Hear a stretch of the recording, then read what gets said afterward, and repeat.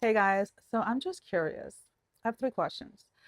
What was the first symptom that either a family member or a parent noticed? What was the first symptom that you noticed, regardless of age, where it made you think like, something is off? And what was the actual symptoms that led to your narcolepsy diagnosis? I'll go first. So, according to my mother, when I was about 9 months old, I would be in the walker playing, dancing, having a blast, and all of a sudden I would just knock out, like fall asleep, standing up, and I would wake up, start dancing again, and fall asleep again. And they just chugged it, to being a baby and needing more sleep. Um, Now, when it comes to me, I remember always having vivid dreams, always being extremely emotional waking up. But it wasn't until I was about 13 years old that it dawned on me that maybe there was something there that wasn't supposed to be there, right? There was something there that was off. And again, you have to understand culturally, I grew up in a space where certain things were just not talked about. So when I approached someone in regards to wanting help, it wasn't almost until like 2 years later. So I started to notice that there was something wrong when I was about 13, but I didn't speak up until I was about 15. And I actually spoke up to my high school vice principal, who then contacted my parents and spoke on my behalf that I needed to seek some type of help, right?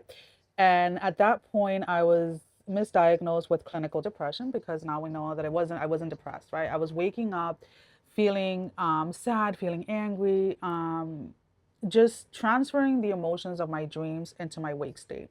And again, I started to notice that that was an issue when I was about 13, but didn't speak out on it until I was 15.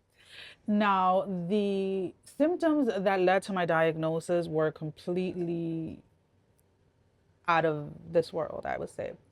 I was having massive headaches that stemmed from the back of my neck, so from the base right here, that would radiate all the way forward. And it was a headache that I couldn't get rid of. It didn't matter what I took, it didn't matter what I did, the headaches wouldn't go away. And I became extremely sensitive to light and sound. And immediately I was talking to my doctor and I was like, yeah, I've been a little extra tired. Never used the word sleepy ever. I was always just tired. But again, I thought it was normal. I was a single mom working full time as a nurse. It was just part of life. But the headaches then turned into blackouts where I would wake up randomly in places.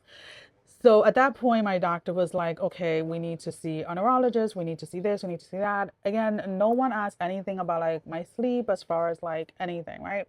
So that took me down a road of about, I want to say about like 4 months of seeing a bunch of different specialists.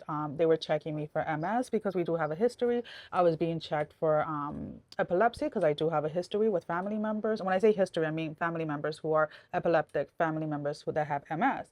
So we were going down the route of my family history and nothing. They were checking for tumors, they were checking for a bunch of other things. And it wasn't until I want to say it was in October that I met a sleep specialist, and I was actually sent because I was overweight. I was about the weight that I am now. I was sent over to see if I had sleep apnea and if sleep apnea was causing all of those issues. And that's how I found out I had narcolepsy. No sleep apnea, thank God.